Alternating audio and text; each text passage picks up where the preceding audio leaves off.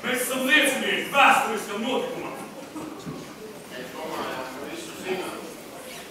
Mēs strādās, ka visi iepriekšēji mēdījumi mūs ir maldinājuši. Tā ir prātām neaptverama gudrība, ko lai mēs sakām.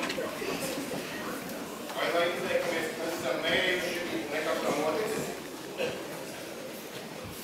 Es gribu iet pie šī jaunā ķēniņa. Es arī.